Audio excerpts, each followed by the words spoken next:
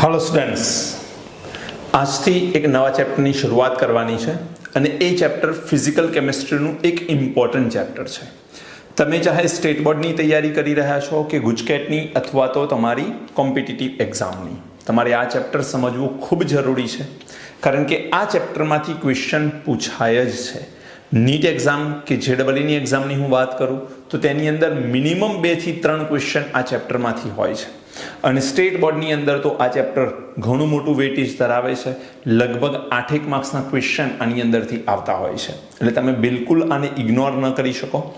આ ચેપ્ટર 2 ભાગની અંદર આવેલું છે, એક વિદ્યુત રાસાયણિક કોષ અને વિદ્યુત વિભાજન કોષ.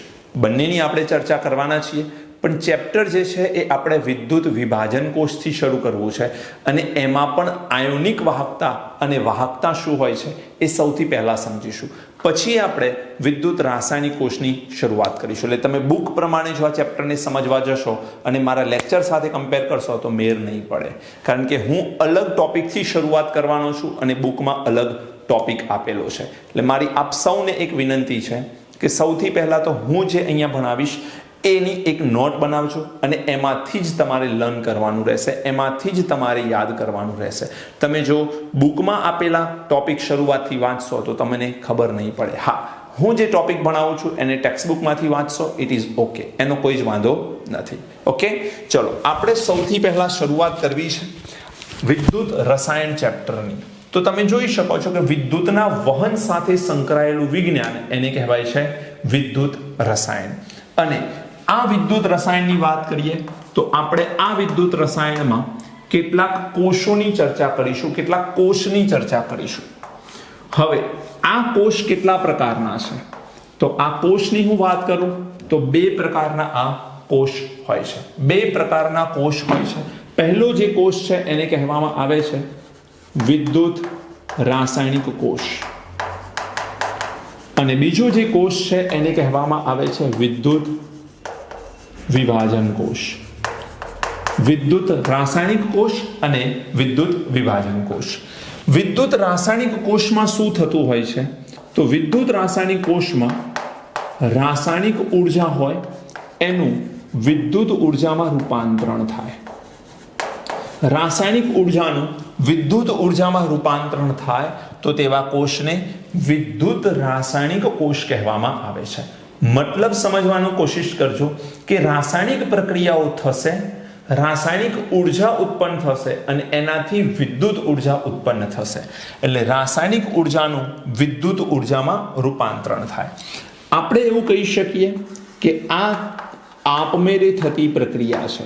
એટલે આ જે છે એ આપમેળે થતી રેડોક્સ પ્રક્રિયા છે. આપમેળે થતી રેડોક્સ પ્રક્રિયા છે. વિદ્યુત વિભાજન કોષની વાત કરીએ બેટા તો આનાથી બિલકુલ વિરુદ્ધ છે.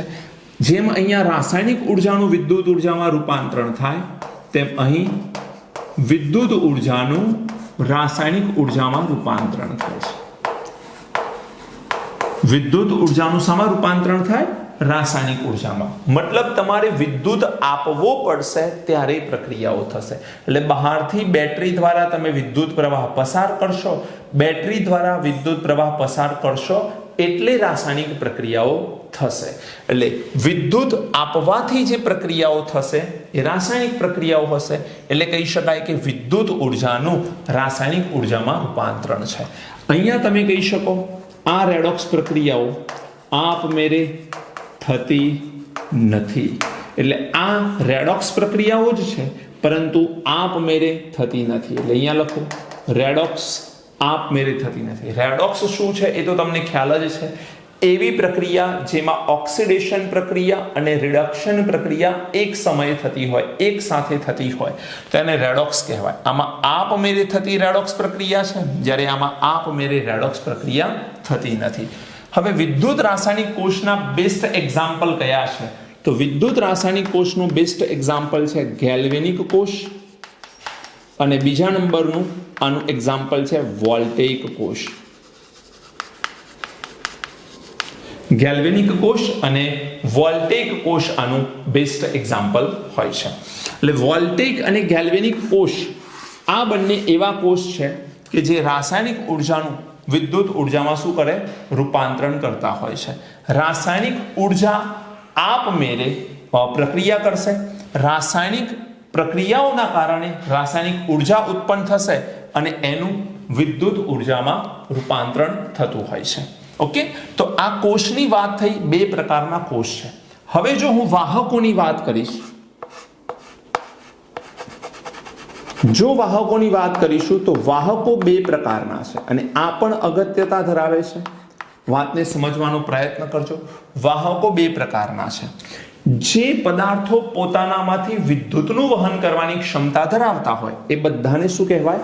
વાહકો તરીકે ઓળખી શકાય છે. એટલે અહીંયા આપણે લખીશું જે પદાર્થો પોતાનામાંથી વિદ્યુતનું વહન કરી શકે તેને વાહકો કહે છે. જે પદાર્થો પોતાનામાંથી વિદ્યુતનું વહન કરી શકે તેને શું કહીશું? વાહકો. હવે વાહકોની વાત કરીએ તો વાહકો બે પ્રકારના છે. પહેલો વાહક છે જેને આપણે નામ આપીશું ધાત્વિય વાહકો. શું નામ આપીશું? ધાત્વિય વાહકો. આ ધાત્વિય વાહકોને આપણે બીજા નંબરમાં ઇલેક્ટ્રોનીય વાહકો પણ કહી શકીએ છીએ. ધાત્વિય વાહકોને ઇલેક્ટ્રોનીય વાહકો પણ કહેવામાં આવે છે. આ ધાત્વિય વાહકો અથવા ઇલેક્ટ્રોનીય વાહકો શું છે તો સમજો. રાસાયણિક ફેરફાર વગર ઇલેક્ટ્રોનના વહન દ્વારા જો વિદ્યુતનું વહન થાય, એટલે રાસાયણિક ફેરફાર વગર ઇલેક્ટ્રોનના વહન દ્વારા વિદ્યુતનું વહન થાય તો તેવા વાહકોને આપણે શું નામ આપીશું? ધાત્વિય વાહકો કહીશું. એટલે ધાતુમાંથી જ્યારે વિદ્યુતનું વહન થાય તો એમાં કોઈ પણ પ્રકારનો રાસાયણિક ફેરફાર થતો નથી. એક સિમ્પલ એક્ઝામ્પલ આપો. તમારા ઘરની અંદર જે વાયર લગાડેલા છે, તમે જ્યારે સ્વિચ ઓન કરો છો, ફેન ઓન થાય કે લાઇટ ઓન થાય છે, તો એક વખતે એ વાયર લગાડ્યું, શું રોજે રોજ વાયર બદલવું પડે છે કે એના એ જ વાયરમાંથી વિદ્યુતનું વહન થઈ શકે છે? તો એના એ જ વાયરમાંથી વિદ્યુતનું વહન થઈ શકે. એ શું બતાવે છે? એ બતાવે છે કે રાસાયણિક ફેરફાર વગર વિદ્યુતનું વહન થાય છે. જો રાસાયણિક ફેરફાર થતો તો એ વાયરની વિદ્યુત વહન કરવાની ક્ષમતા બદલાતી, પરંતુ એવું નથી. માત્ર એમાં ઇલેક્ટ્રોનનું એક છેડેથી બીજા છેડે વહન થાય અને પરિણામે તેમાં શું થાય? વિદ્યુતનું વહન થાય. એટલે ધાતુમાંથી વિદ્યુતના વહનના એક્ઝામ્પલ છે. કોઈ પણ ધાતુ તમે લખી શકો છો, જેમ કે કોપર છે, સિલ્વર છે, એલ્યુમિનિયમ છે, આયર્ન છે વગેરે. તો આ બધા એના એક્ઝામ્પલ છે જેને આપણે શું નામ આપીશું? ધાત્વિય વાહકો. ચલો, એના પછી સેકન્ડ પોઈન્ટ, ધાત્વિય વાહકો પછી બીજા નંબરમાં આવે છે વિદ્યુત વિભાજ્ય ધરાવતા વાહકો. વિદ્યુત વિભાજ્ય શું છે? તો એવા પદાર્થો જે આયનો ઉત્પન્ન કરી શકે. એટલે બીજા નંબરમાં આવશે વિદ્યુત વિભાજ્ય ધરાવતા વાહકો. હવે વિદ્યુત વિભાજ્ય ધરાવતા વાહકોમાં સમજવાની કોશિશ કરજો કે આયનોથી વિદ્યુતનું વહન થવાનું છે. એટલે અહીંયા જેમ ઇલેક્ટ્રોનથી વિદ્યુતનું વહન થાય તો તેને ઇલેક્ટ્રોનીય વાહકો નામ આપ્યું, એમ અહીં વિદ્યુત વિભાજ્ય ધરાવતા વાહકોમાં વિદ્યુતનું વહન આયનો દ્વારા થવાનું છે. એટલે આવા વાહકોને આપણે આયોનિક વાહકો પણ કહીએ છીએ. શું નામ આપીશું? આયોનિક વાહકો તરીકે પણ ઓળખવામાં આવે છે. હવે આયન ક્યારે ઉત્પન્ન થાય? વિદ્યુત વિભાજ્ય પદાર્થને જ્યારે પીઘારવામાં આવે અથવા તો વિદ્યુત વિભાજ્ય દ્રાવણનું જ્યારે આપણે જલીય દ્રાવણ બનાવીશું. હવે આ બંનેમાં ફરક છે. વિદ્યુત વિભાજ્ય પદાર્થને પીઘારવું કે વિદ્યુત વિભાજ્ય પદાર્થનું જલીય દ્રાવણ બનાવવું, બંનેમાં અંતર છે. પીઘારવું એટલે શું? તો એ પદાર્થમાં પાણી ઉમેરવાનું નહીં. જેમ કે NaCl નું પીગલિત દ્રાવણ અને NaCl નું જલીય દ્રાવણ. જો બે ઉદાહરણ લઈએ છીએ આપણે, જેથી તમને ખ્યાલ આવશે. પહેલા વ્યાખ્યા લખી દઉં હું. વ્યાખ્યા બહુ સિમ્પલ છે. જે પદાર્થોના જલીય દ્રાવણમાં अथवा पिघलित द्रावणमां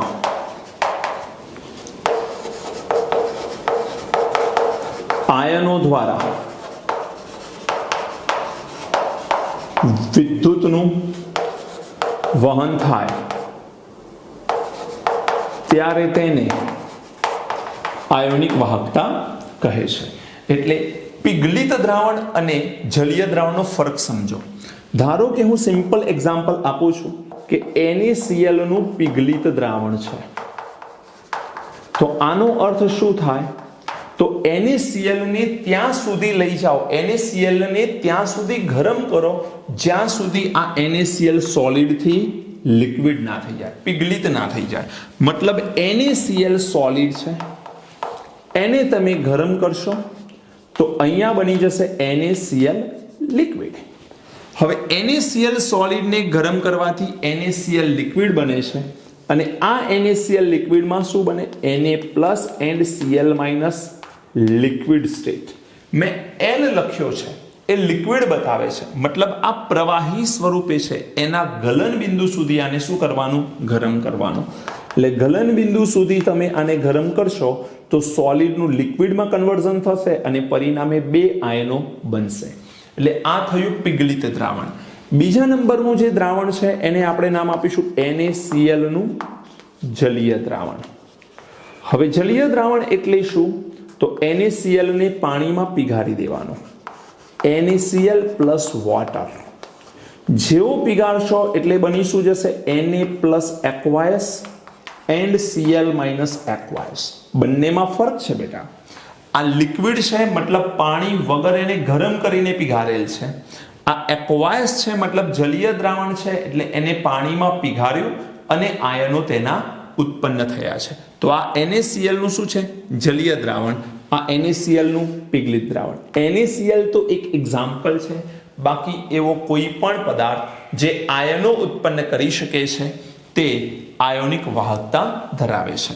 હવે જુઓ આયનો કોણ ઉત્પન્ન કરે? તો આયનો બે પ્રકારના પદાર્થો ઉત્પન્ન કરે. એકને આપણે નામ આપીશું પ્રબળ વિદ્યુત વિભાજ્ય પદાર્થ અને બીજાને આપણે નામ આપીશું નિર્બળ વિદ્યુત વિભાજ્ય પદાર્થ.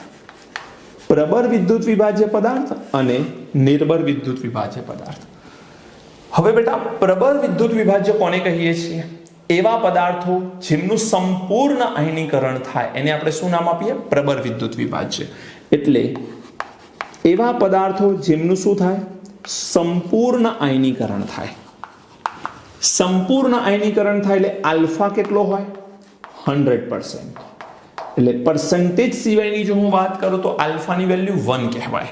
અને નિર્બળ વિદ્યુત વિભાજ્યની વાત હોય તો એને કહેવાય છે અપૂર્ણ આયનીકરણ. અપૂર્ણ આયનીકરણમાં આલ્ફા કેટલો? <100.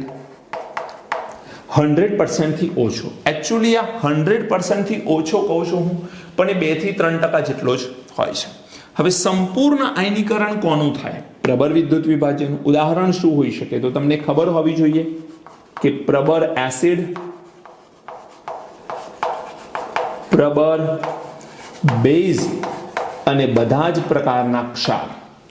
પ્રબળ એસિડ, પ્રબળ બેઝ અને બધા જ પ્રકારના ક્ષાર. બેટા પ્રબળ એસિડ કોણ કોણ છે? HCl, HBr, HI, HNO3, H2SO4 અને HClO4. આ 5-6 એસિડ ટોટલ 6 એસિડ પ્રબળ છે. હેલોજન એસિડ જે છે જેમાં HF સિવાય બધા HCl, HBr, HI, ત્યારબાદ HNO3, H2SO4 અને HClO4 આ પ્રબળ એસિડ ગણવામાં આવે છે. પ્રબળ બેઝ કોણ છે? તો તમને સૌને ખબર છે NaOH, KOH. પછી એના સિવાય સમૂહ 1 ના બાકીના જે તત્વો છે એના હાઇડ્રોક્સાઇડ, જેમ કે RbOH છે, CSOH છે. ઓકે, પરંતુ ધ્યાન રાખજો કે સેકન્ડ ગ્રુપનો એક હાઇડ્રોક્સાઇડ, બેરિયમ હાઇડ્રોક્સાઇડ પ્રબળ બેઝ કહેવાય છે.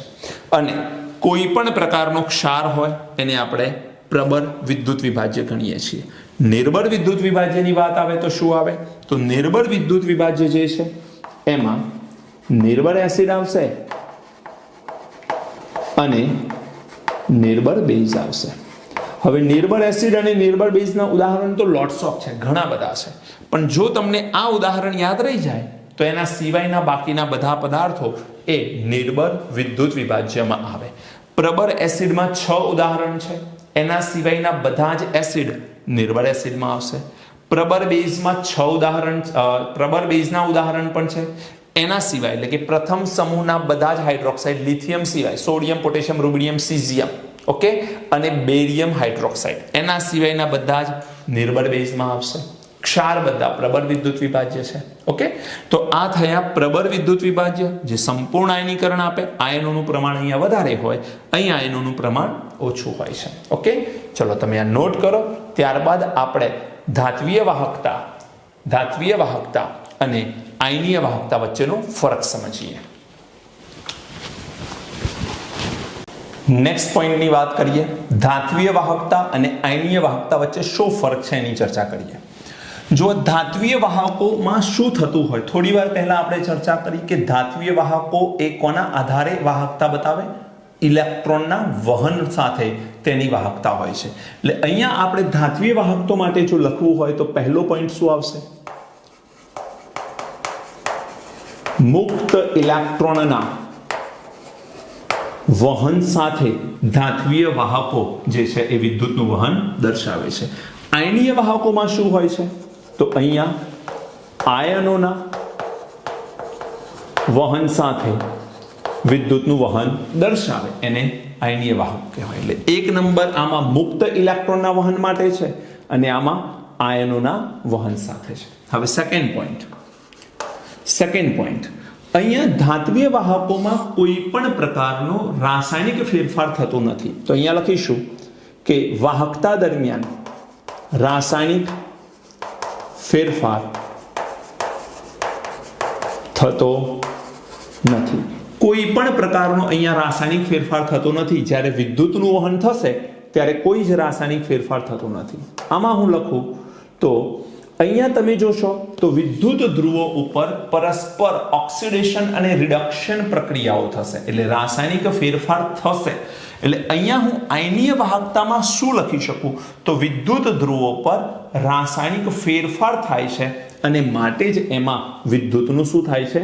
વહન થાય છે. તો અહીંયા આપણે લખીશું વિદ્યુત ધ્રુવો પર રાસાયણિક ફેરફાર થવાથી વિદ્યુતનું શું થવાનું બેટા?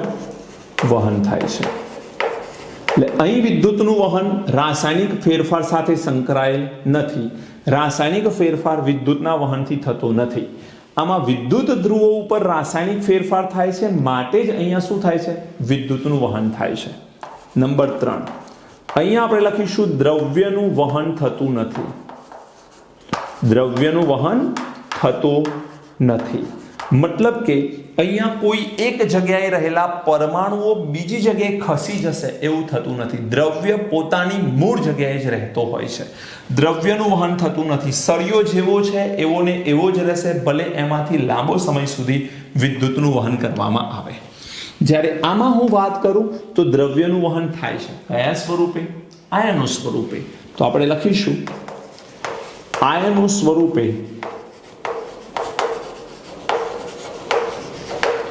દ્રવ્યનું વહન થાય છે. આયનો સ્વરૂપે દ્રવ્યનું વહન થતું હોય છે. નંબર 4 ખૂબ ઇમ્પોર્ટન્ટ મુદ્દો છે, મહત્વનો મુદ્દો છે કે જો તાપમાન વધે તો આમાં અવરોધ જે છે શું થતો હોય છે? વધી જતો હોય છે. એટલે કે જેટલું ઊંચું તાપમાન હશે વિદ્યુતનું વહન એટલું ઓછું થશે.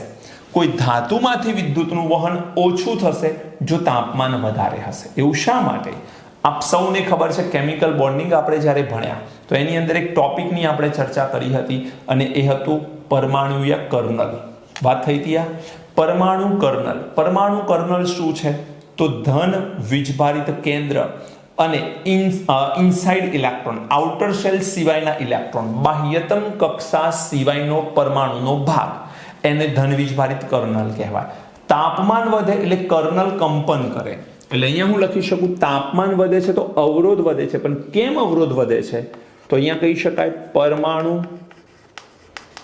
કર્નલનું કંપન વધે છે. એટલે તાપમાન વધે છે તો પરમાણુ કર્નલનું કંપન વધે. પરમાણુના બાહ્યતમ કક્ષા સિવાયનો જે ભાગ છે એનું કંપન વધારે થાય, અને જ્યારે કંપન વધારે થાય તો એમાં શું થવાનું? અવરોધ થશે. એટલે તાપમાન વધે, પરમાણુ કર્નલનું કંપન વધે. પરમાણુ કર્નલનું કંપન વધે તો અવરોધ વધે.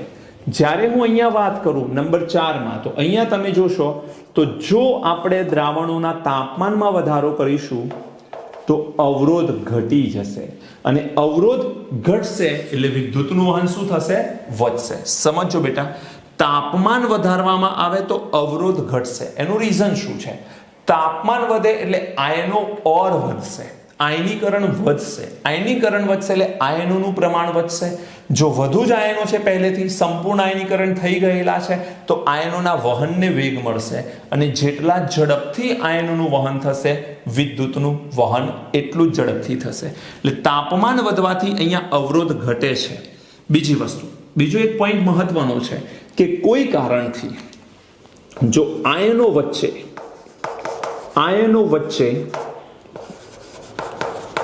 આંતર આણવીય આકર્ષણ બળ વધારે હોય, આયનો વચ્ચે આંતર આણવીય આકર્ષણ બળ વધારે હોય, એટલે કે કોઈ ધન આયન છે એ ઋણ આયનની સાથે ઝડપથી આકર્ષણ બળ બતાવે છે અથવા વધુ આકર્ષણ બળ બતાવે છે, તો આ આયન પોતાની જગ્યાએથી દૂર ઝડપથી જઈ શકશે નહીં, પોતાની જગ્યાએથી છટકી નહીં શકે, એટલે કે અહીંયાથી વહન નહીં થાય એનું. જો આ બે વચ્ચે વધુ આકર્ષણ બળ છે તો આપણે એવું કહી શકીશું કે સ્નિગ્ધતાનું મૂલ્ય વધારે છે. સ્નિગ્ધતાનું મૂલ્ય વધારે છે એવું કહેવાય. બીજો પોઈન્ટ, સ્નિગ્ધતાને એકદમ સાદી ભાષામાં કહીએ તો ચિકાસપણું વધારે છે દ્રાવણમાં. ચિકાસ વધારે હશે તો આયનો વચ્ચેનું અંતર ઓછું હશે. અંતર ઓછું હશે એટલે ધન અને ઋણ નજીક હોય તો એમની વચ્ચે આકર્ષણ બળ વધે, અને જ્યારે આકર્ષણ બળ વધે, સ્નિગ્ધતા વધે, તો અવરોધનું મૂલ્ય શું થઈ જાય બેટા? અવરોધના મૂલ્યમાં ઘટાડો થઈ જાય. એટલે આયનો વચ્ચે આંતર આણવીય આકર્ષણ બળ વધે તો સ્નિગ્ધતા વધારે હોય, સ્નિગ્ધતાનું મૂલ્ય વધે તો અવરોધના મૂલ્યમાં શું થાય? ઘટાડો થાય. અને નંબર 5 અત્યંત અગત્યનો મુદ્દો છે. આ મુદ્દા ઉપર આખું ચેપ્ટર આપણું ડિપેન્ડ કરે છે. એ છે ફેરાડેના નિયમનું પાલન થતું નથી. જ્યારે અહીં હું વાત કરું તો અહીં ફેરાડેના નિયમનું પાલન થાય છે. તો આ મુખ્ય ફરક તમે સમજી લો. આમાં ફેરાડેના નિયમનું પાલન થતું નથી, આમાં ફેરાડેના નિયમનું પાલન થાય છે. હવે આ માઇકલ ફેરાડેના નિયમો આપણે ચેપ્ટરમાં ભણવાના છીએ, પણ હાલ યાદ રાખજો કે જ્યારે આપણે ફેરાડેના નિયમની ચર્ચા કરીશું તો આપણે કઈ વાહકતાની વાત કરીશું?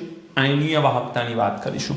ચેપ્ટર આપણું આયનીય વાહકતા ઉપર જ વધુ ધ્યાન આપે છે, વધારે માત્રામાં આ જ સમજવાનું છે. આના વિશે તમે ફિઝિક્સની અંદર વધુ માત્રામાં ભણો છો.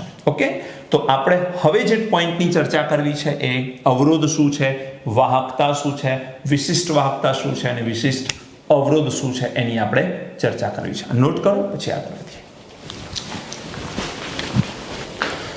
ચલો, નેક્સ્ટ ટોપિક સમજવો છે વિદ્યુતીય વાહકતા.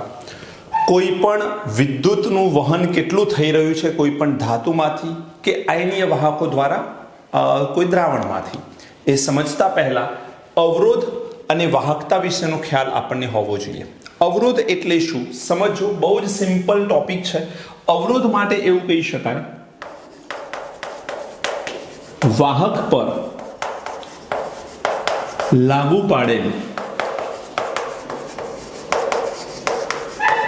પોટેન્શિયલ તફાવત V અને કોઈ વાહક હોય એ વાહક ઉપર જે પોટેન્શિયલ તફાવત આપણે લાગુ પાડીશું એ તફાવતને આપણે શું નામ આપીશું? V. અને હવે પોટેન્શિયલ તફાવત લાગુ પાડ્યો તો હવે શું થશે? એમાંથી વાહકમાંથી વિદ્યુતનો પ્રવાહ પસાર થશે. તો અને વાહકમાંથી પસાર થતા વિદ્યુત પ્રવાહ I ના ગુણોત્તરને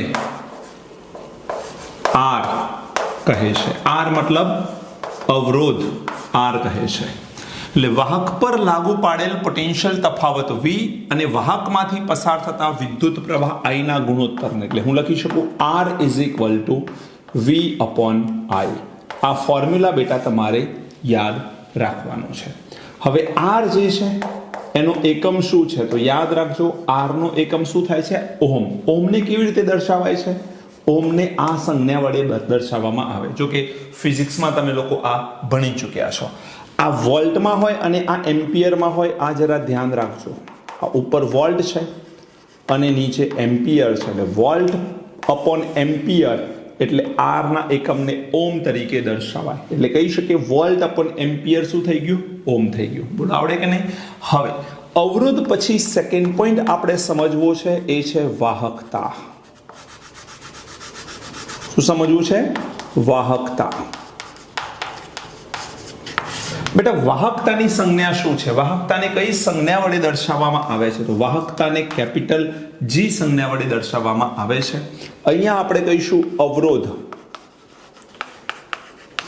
R ના વ્યસ્તને વાહકતા કેપિટલ G કહે છે। અવરોધ R નો વ્યસ્ત એને આપણે શું નામ આપીશું? વાહકતા G કહે છે। હવે G = શું થાય બેટા? 1/R। અવરોધ R નો વ્યસ્ત એટલે એને વાહકતા G કહેવાય। હવે R શું છે તો R નો એકમ શું હતો? ઓહમ। તો અહીંયા તમે શું લખી શકો? એકમ આનો આવે ઓહમ ઇનવર્સ, એટલે આને આ રીતે લખાય ઓહમ ઇનવર્સ, અથવા તો પછી આને આપણે મો કહી શકીએ। શું નામ કહેવાય? મો। અને મોને કહેવાય છે આરકે। ઓમનું બિલકુલ વિરુદ્ધ મોની સંજ્ઞા છે, તો મો તરીકે દર્શાવાય છે। અને આનો જો SI એકમ પૂછાય તો વૈજ્ઞાનિકનું નામ છે સિમેન્સ, અને સિમેન્સના નામ ઉપરથી SI એકમ આનો શું દર્શાવાય છે? S। તો G = 1/R જેને ઓમ ઇનવર્સ અથવા મો, અને એનો SI એકમ જે છે એને આપણે સિમેન્સ તરીકે દર્શાવીએ છીએ। ક્લિયર? તો આ શું થયું બેટા? અવરોધ કોને કહેવાય છે અને વાહકતા કોને કહેવામાં આવતા હોય છે। હવે આપણે ટોપિકની વાત કરવી છે એ છે વિશિષ્ટ અવરોધ અને વિશિષ્ટ વાહકતા। જોઈએ વિશિષ્ટ અવરોધ કોને કહેવાય?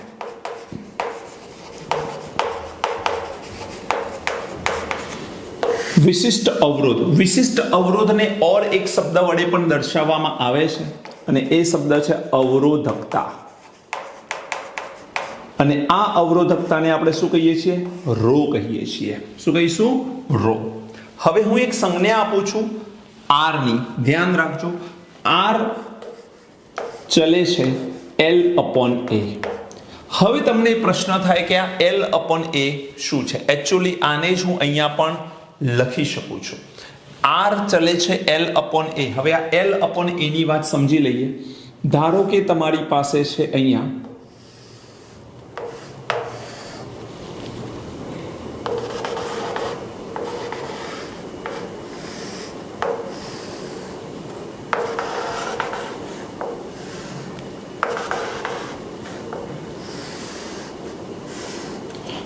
ઓકે, માનો કે આ છે તમારી પાસે વિદ્યુત ધ્રુવ, પ્લેટિનમની પ્લેટ છે એવું માની લઈએ, અને આનો જે આડછેદ દેખાય છે એને આપણે A તરીકે ઓળખીશું।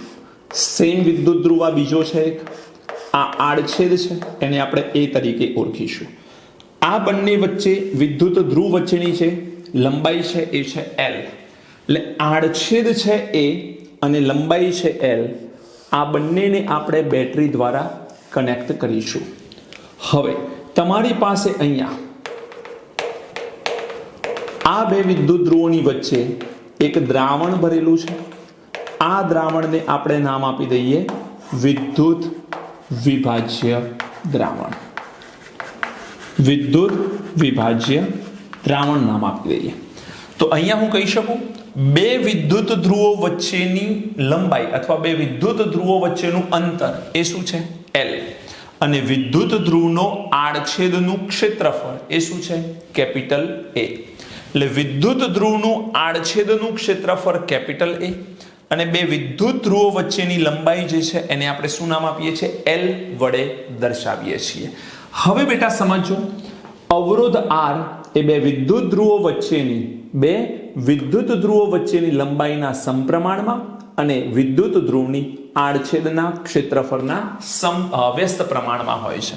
એટલે લંબાઈના સમપ્રમાણમાં અને આડછેદના ક્ષેત્રફળના વ્યસ્ત પ્રમાણમાં છે. ફરીથી, બે વિદ્યુત ધ્રુવો વચ્ચેની લંબાઈ L ના સમપ્રમાણમાં, અવરોધ R એ બે વિદ્યુત ધ્રુવો વચ્ચેની લંબાઈ L ના સમપ્રમાણમાં અને આડછેદના ક્ષેત્રફળના વ્યસ્ત પ્રમાણમાં છે. સમજો. ઓકે, હવે આ વ્યસ્ત પ્રમાણ છે તો આ આપણે આડછેદના ક્ષેત્રફળની કિંમત, એની કિંમત હું ધારો કે 1 સેન્ટીમીટર સ્ક્વેર લઈ લઉં. 1 સેન્ટીમીટર વર્ગ હું આડછેદની ક્ષેત્રફળની કિંમત લઈ લઉં. મતલબ આની લંબાઈ અને આની ઊંચાઈ જે છે 1 સેન્ટીમીટર છે એવું માની લઈએ આપણે. Okay, 1 centimetre. અને આ જે લંબાઈ છે એ પણ માનો કે 1 સેન્ટીમીટર છે. એટલે બે વિદ્યુત ધ્રુવો વચ્ચેનું અંતર પણ 1 સેન્ટીમીટર છે અને આડછેદનું ક્ષેત્રફળ પણ 1 સેન્ટીમીટર છે. તો હવે એક નવી વ્યાખ્યા બને છે બેટા, આ બે વચ્ચેનું અંતર જો 1 સેન્ટીમીટર હોય ને આડછેદનું ક્ષેત્રફળ પણ 1 સેન્ટીમીટર સ્ક્વેર હોય તો અહીંયા લંબાઈ, ઊંચાઈ અને પહોળાઈ બધું જ 1 સેન્ટીમીટર થયું. તો આ વિદ્યુત વિભાજ્ય પદાર્થ જે બે વિદ્યુત ધ્રુવો વચ્ચે ભરેલો છે એનું કદ કેટલું થાય? 1 centimetre square into 1 centimetre, LBH volume, કદ કેટલું થાય? તો અહીંયા હું એવું લખી શકું કે 1 સેન્ટીમીટર ક્યુબ. 1 સેન્ટીમીટર ક્યુબ શું છે બેટા? વિદ્યુત વિભાજ્ય પદાર્થનું દ્રાવણ. તો 1 સેન્ટીમીટર ક્યુબ વિદ્યુત વિભાજ્ય, આનું શું છે બેટા? દ્રાવણ. વિદ્યુત વિભાજ્યનું દ્રાવણ છે. તો 1 સેન્ટીમીટર ક્યુબ વિદ્યુત વિભાજ્ય દ્રાવણના અવરોધને અવરોધકતા કહે છે. હજુ તમને જો સમજ ના પડી હોય તો બહુ સ્પષ્ટ રીતે સમીકરણમાં સમજાવો, આસાનીથી ખબર પડશે. આ બે વિદ્યુત ધ્રુવો વચ્ચે 1 સેન્ટીમીટર ક્યુબ જેટલું કદ છે. તો 1 સેન્ટીમીટર ક્યુબ વિદ્યુત વિભાજ્ય દ્રાવણના અવરોધને શું નામ આપ્યું? અવરોધકતા કહે છે. હવે પોઈન્ટ સમજજો બરોબર ધ્યાનથી. R ચલે છે L/A. હવે મારે સમપ્રમાણની નિશાની કાઢવી છે. તો R ઇઝ ઇક્વલ ટુ કરીશ તો અચળાંક આવશે ρ L/A. તો R is equal to ρ L/A. Clear?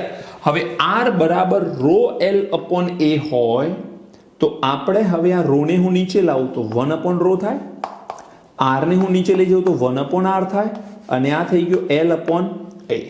હવે 1/ρ આને શું કહેવાય બેટા? કોઈ આઈડિયા છે? થોડી વારમાં આપણે સમજશો તમે. 1/ρ ને કહેવાય છે K. આ સંજ્ઞા આવે છે વાહકતા.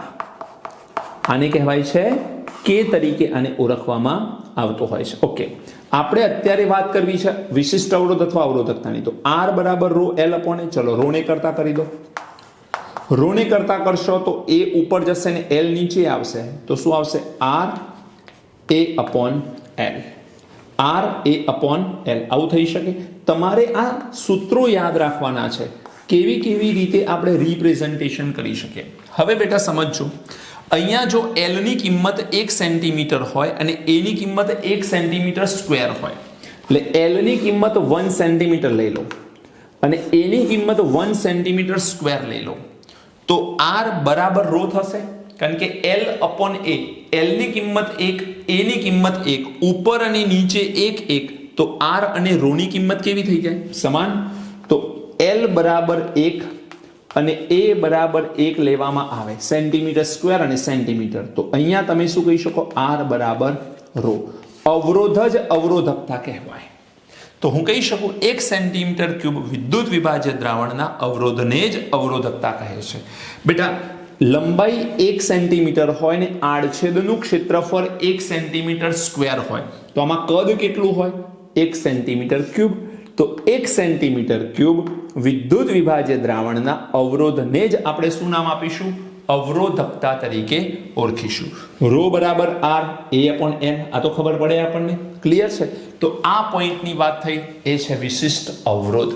વિશિષ્ટ અવરોધને રો વડે દર્શાવવામાં આવે છે. આર ચલે છે L/O અને આર એ જ શું છે બેટા? રો છે. આ જરા ધ્યાન રાખજો.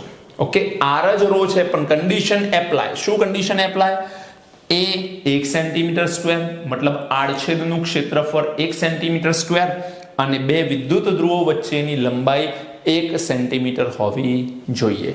બે વિદ્યુત ધ્રુવો વચ્ચેની લંબાઈ 1 સેન્ટીમીટર હોય, આડછેદનું ક્ષેત્રફળ 1 સેન્ટીમીટર સ્ક્વેર હોય ત્યારે અવરોધને જ અવરોધકતા કહેવાય એવું પણ લખી શકાય, અથવા 1 સેન્ટીમીટર ક્યુબ વિદ્યુત વિભાજ્ય દ્રાવણના અવરોધને જ અવરોધકતા કહે છે.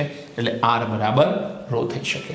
હવે બેટા પોઈન્ટ એક નેક્સ્ટ આવે છે અને એ ખૂબ અગત્યનો પોઈન્ટ છે, એની પણ તમારે જરૂર પડશે આગળ જતા. એને કહેવામાં આવે છે વિશિષ્ટ વાહકત્વ. વિશિષ્ટ વાહકત્વ અથવા આપણે એને વાહકતા તરીકે પણ ઓળખીએ છીએ. એટલે વિશિષ્ટ વાહકત્વ, એને વાહકતા તરીકે ઓળખીશું. ઘણી વખતે વિશિષ્ટ વાહકત્વ ન બોલતા વિશિષ્ટ વાહકતા આવો શબ્દ પણ લખેલો હોય છે. એટલે વિશિષ્ટ વાહકત્વ પકડી ન રાખતા, વિશિષ્ટ વાહકત્વ શબ્દની જગ્યાએ ઘણી જગ્યાએ વિશિષ્ટ વાહકતા આવો શબ્દ પણ લખેલો હોઈ શકે. આની સંજ્ઞા શું છે? કે ગ્રીક ભાષામાં એક શબ્દ છે જેનું નામ છે કપ્પા. ફરી બોલું છું, ગ્રીક ભાષામાં એક શબ્દ છે એનું નામ છે કપ્પા, અને કપ્પા ઉપરથી આ સંજ્ઞા આવી છે કે. તો વાહકતાને ગ્રીક લેટરમાં કપ્પા કહેવાય ને ત્યાંથી સંજ્ઞા શું આવી? કે. હવે કે શું છે? તો બહુ સિમ્પલ છે. વિશિષ્ટ વાહક, વિશિષ્ટ અવરોધ તો તમે ભણી ગયા. તો વિશિષ્ટ અવરોધનો વ્યસ્ત. વિશિષ્ટ અવરોધ એટલે શું બેટા? રો. તો વિશિષ્ટ અવરોધનો વ્યસ્ત એને વિશિષ્ટ વાહકતા કહેવાય. તો યાદ રાખજો શબ્દ બેટા, વિશિષ્ટ અવરોધના વ્યસ્તને વિશિષ્ટ વાહકતા અથવા વાહકતા કે કહે છે. વિશિષ્ટ અવરોધના વ્યસ્તને વિશિષ્ટ વાહકતા કહે છે. એટલે કે બરાબર 1/ρ થાય. હવે જો તમને બે જગ્યાએ કનેક્ટ કરાવો. પહેલો પોઈન્ટ, અવરોધનો વ્યસ્ત એ વાહકતા હતી, વાહકતા જી અવરોધનો વ્યસ્ત. તો અવરોધકતાનો વ્યસ્ત એ વિશિષ્ટ વાહકત્વ અથવા વિશિષ્ટ વાહકતા. એટલે વિશિષ્ટ અવરોધનો વ્યસ્ત એ વિશિષ્ટ વાહકતા અને અવરોધનો વ્યસ્ત એ વાહકતા છે. આ પોઈન્ટ ધ્યાનમાં રાખજો. ઓકે, ચલો બેટા, કે બરાબર 1/ρ આ તો ખબર છે. હવે આર બરાબર સૂત્ર ખબર છે? આર બરાબર ρ L/A. લખો અહીંયા. ચલો, આર બરાબર ρ L/A. આ સૂત્ર તો ખબર જ છે. હવે હું આમાં થોડું ચેન્જીસ કરું જે અહીંયા મેં તમને શીખવાડ્યો. ચલો, શું કરીશું? આ રો ને નીચે લાવીએ, આર ને અહીંયા લઈ જઈએ. તો શું થાય એના ઉપરથી?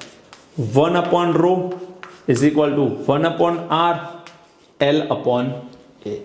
1/ρ શું છે? કે. તો અહીંયા શું મૂકીશું બેટા આપણે? કે. સિમ્પલ. 1/ρ ની જગ્યાએ કે. 1/r શું છે? અહીંયા આવી જાઓ. 1/r શું છે? જી, જેને શું કહેવાય? વાહકતા. તો આને આપણે કહીશું જી. અને L/A છે એને આપણે નામ આપી દઈએ G સ્ટાર. અહીંયા હું ઇન્ટુ કરું છું એટલે કોઈ મિસમેચ ના થાય.